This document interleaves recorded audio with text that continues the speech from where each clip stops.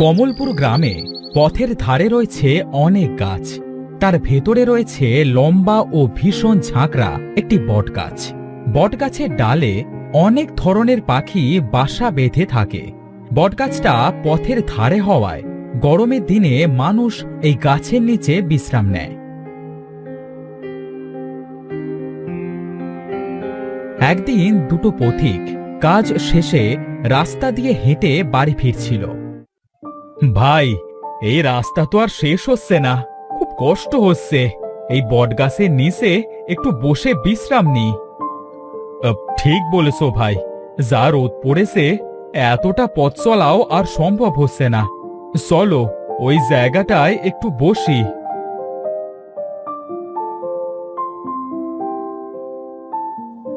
তারা দুজন বটগাছের নিচে বসে পড়ে। প্রচণ্ড রোদে পথিক দুটোর গা থেকে দরদর করে ঘাম ঝরছিল। বটগাছটির খুব মায়া হলো। সে তার ডাল মেলে তাদের বাতাস করল। এত ঠান্ডা বাতাসে পথিক দুটোর চোখ লেগে আসলো। ভাই, এই বটগাছের নিচে খুব বাতাস। এই ঠান্ডা বাতাসে আমার খুব ঘুম পাচ্ছে। ভাই, আমারও যে খুব ঘুম পাচ্ছে। এখন ঘুমা, বিকালে ছায়া পড়লে আবার বের হব। তারা দুজন বটগাছের নিচে ঘুমিয়ে পড়ল। গাছটা খুব খুশি হল।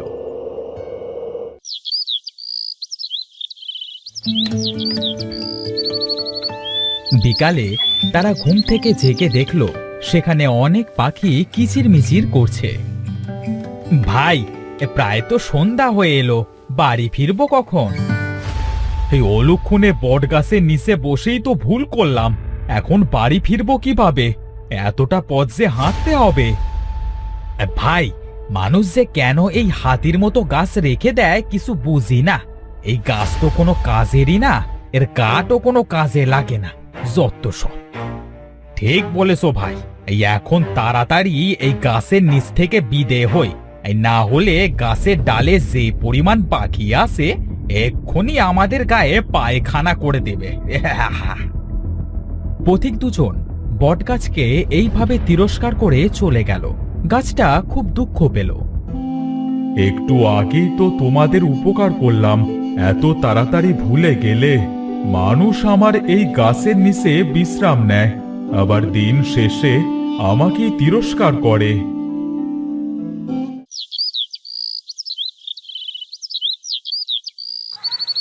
রিনা তার মেয়েকে সাথে নিয়ে মাঠে গেল। মা, আমি যে আর হাঁটতে পারছি না মা, আমার যে খুব কষ্ট হচ্ছে। চল মা, চলেই এসেছি। ওই দেখ, মাঠ দেখা যাচ্ছে। না মা, আমি আর যাব না। এত রোদ এসে আমি আর হাঁটতে পারছি না। তুমি যাও, আমি বরং এই বটগাছের নিচে বসছি। না না, এখানে তোকে একা রেখে যাওয়া যাবে না। শুনেছি বটগাছে ভূত থাকে, তোকে যদি ভূতে ধরে? না মা, ভূত বলে কিচ্ছু নেই। এই বটগাছের নিচে দেখছো কত বাতাস? তুমি যাও, আমি এখানেই থাকবো। আয় বলছি আমার সাথে। তোকে এই বটগাছের নিচে রাখলে নির্ঘাত ভূতে ধরবে। বটগাছ ভালো জিনিস না মা।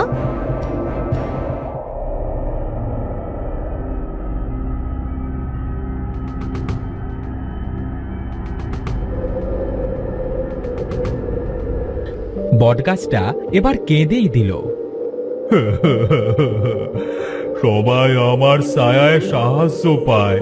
এই গরমে সবাইকে আমি বাতাস দিই, আর সবাই আমাকে তিরস্কার করে। আর আজ তো ইনি আমাকে ভুতুড়ে গাছ বলল। আমার মরে যাওয়াই ভালো। কেঁদো না বটগাছ ভাই, মানুষ না বুঝুক, আমরা তো বুঝতে পারি যে তোমার জন্য মানুষ কত উপকারিত হয়। আর তাছাড়া তোমার জন্য আমরাও তো অনেক উপকারিত হই। আমরা তোমার ডালে বাসা বেঁধে থেকেছি। ঝড় বৃষ্টির সময় তোমার গাছের ডালই তো আশ্রয় নিই। আর কেঁদো না ভাই। এভাবে বেশ কিছুদিন চলে গেল। একদিন খুব বৃষ্টি হলো। নয়ন ও তার মেয়ে বটগাছ থেকে ছাগলের জন্য পাতা ভাঙতে আসলো। মা জুঁই, আমি গাছের পাতা ভেঙে দিচ্ছি, তুই এগুলা কুড়িয়ে নে।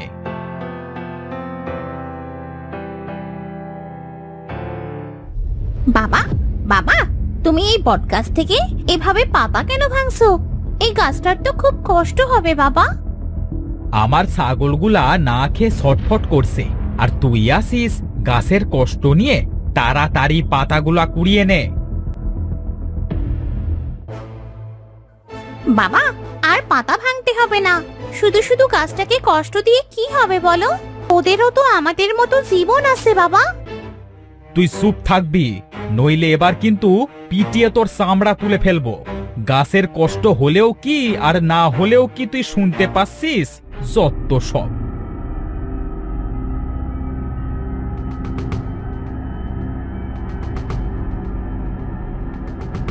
জুঁই ও তার বাবা গাছের পাতা ভেঙে চলে যাবে। এদিকে বটগাছটি বলবে, তোমাদের একটা আঙুল কাটলে কেমন লাগবে?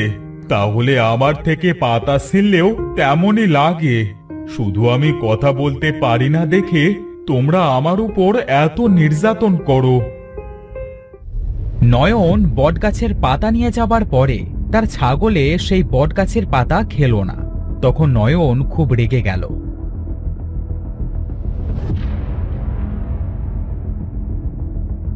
রেগে গিয়ে বটগাছের কাছে এসে বটগাছের নিচে পাতা ছুঁড়ে ফেলে দিয়ে বলল, এই নে তোর পাতা। কি করতে যে এই গাছটা এখানে রেখেছে কে জানে। একেবারে অকম্মা ঢেঁকি, একে দিয়ে কোনো কাজ নেই। না এ পাতা ছাগলে খেতে পারে, না এর ফল মানুষে খেতে পারে। যত সব।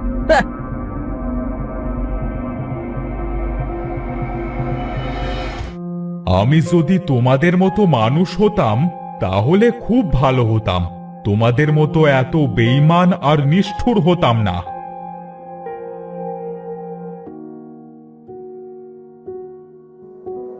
বাহ, গাছটা তো বেশ সুন্দর। আমাদের বাড়ির কাছে যদি এমন একটা গাছ থাকতো তাহলে তার সাথে বন্ধুত্ব করতাম। যাই, একটু গাছের নিচে গিয়ে বসি। আহ, গাছের নিচটা তো বেশ ঠান্ডা। এখানে বসলে তো আমার ঘুম চলে আসবে। কি দরকার আমার গাছের নিচে বসবার? যাও এখান থেকে, চলে যাও। তোমরা মানুষেরা খুব অহংকারী, যেখানে খাও সেখানেই উগড়ে দাও। কি বললে তুমি বটগাছ? তুমি আমাদের মানুষ জাতিকে এত বকছো কেন? বকবো না তো আর কি করব? এই পথের ধারে পথিকেরা আমার গাছের ছায়ায় বিশ্রাম নেয়, আমার গাছের বাতাস খায়, আমার গাছের পাতা ছাগল গরুর খাওয়ায়, আবার দিন শেষে আমাকেই তিরস্কার করে। ও, বুঝলাম। তোমার মনে অনেক দুঃখ জমে আছে মানুষের প্রতি। তবে সব মানুষ তো আর সমান হয় না, তুমি বলো। তা তো হয় না, কিন্তু তুমি আমার ভাষা বুঝতে পারছো কিভাবে? আমি সব গাছগাছালি এবং সব প্রাণীর ভাষা বুঝতে পারি। তাদের সাথেই যে আমার সংসার। মানে, এটা তুমি আবার কি বলছো? গাছ গাছালি পশু পাখির সাথে কি আর মানুষের সংসার হয়? আমি দক্ষিণা জঙ্গলে থাকি। আমার কাছে একটা বিশেষ শক্তি আছে, যার দ্বারা আমি তোমাদের ভাষা বুঝতে পারি। আমি যদি তোমাদের মতো মানুষ হতাম তাহলে আর মানুষের দেওয়া এত অপমান সহ্য করতে হতো না। এবার থেকে কেউ যদি তোমাকে অপমান করে তাহলে তুমি তাদের জবাব দিয়ে দেবে, কেমন? কি বলছো? আমার কথা কি আর তারা শুনতে পাবে? হ্যাঁ, পাবে। আমি তোমায় একটা বিশেষ শক্তি দিয়ে যাচ্ছি। তুমি এবার থেকে মানুষের মতো কথা বলতে পারবে। কেউ যদি তোমাকে তিরস্কার করে তাহলে তোমার গাছের নিচে তাকে আর বসতে দিবে না। আসলে সব মানুষ সমান হয় না, মানুষের ভেতরেও ভালো মানুষ আছে। তুমি কত ভালো, তুমি কি আমার বন্ধু হবে? হ্যাঁ, হব না কেন? আজ থেকে তুমি আমার খুব ভালো বন্ধু, বুঝেছো? গাছটি হাসবে। রাবু গাছটিকে একটা কথা বলবার শক্তি দিয়ে বলবে, আমি বুঝতে পারছিলাম যে তোমার মনে অনেক দুঃখ। এই গ্রামের মানুষ তোমার সঠিক মূল্যটা বোঝে না, তাই তোমাকে তিরস্কার করে। এবার থেকে অসৎ মানুষকে তোমার কাছে জায়গা দিবে না, কেমন? ধন্যবাদ বন্ধু। তোমার সাথে আমার যদি দেখা না হতো তাহলে আমি নিজেকে কোনো দিন বুঝতে পারতাম না। সারা জীবন মানুষের অবহেলা সহ্য করতাম। এবার আমায় যেতে হবে বন্ধু, তুমি ভালো থেকো। মাঝে মাঝে তোমাকে দেখতে আসবো, কেমন? তুমি চলে যাবে বন্ধু?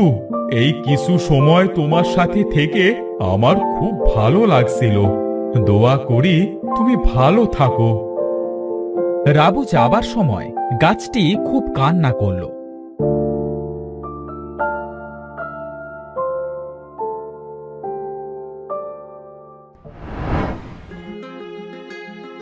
এভাবে বেশ কিছুদিন চলে গেল।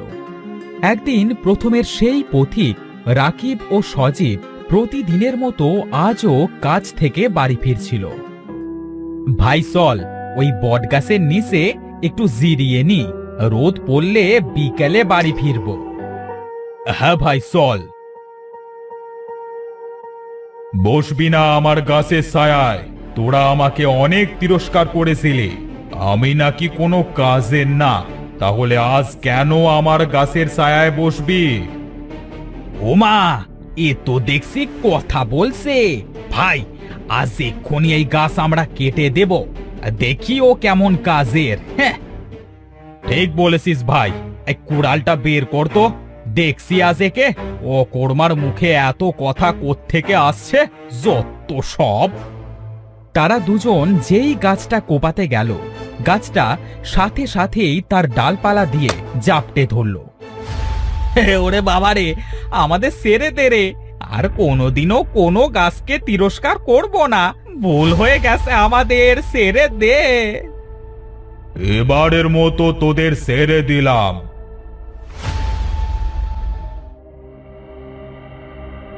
এবার থেকে কোনো অহংকারী মানুষকে আমার গাছের নিচে জায়গা দিব না। আমার সাহায্য ভোগ করবে, আবার আমাকেই তিরস্কার করবে, সেটা আজ থেকে আর হবে না। লোক দুটি লেজ গুটিয়ে সেখান থেকে পালিয়ে গেল। আর কোনোদিনও তারা এই গাছের নিচে বিশ্রাম নিতে আসেনি। আমাদের সবসময় খারাপ মানুষের সঙ্গ ত্যাগ করা উচিত। যারা উপকারের কথা ভুলে যায় তারা কখনো ভালো মানুষ নয়।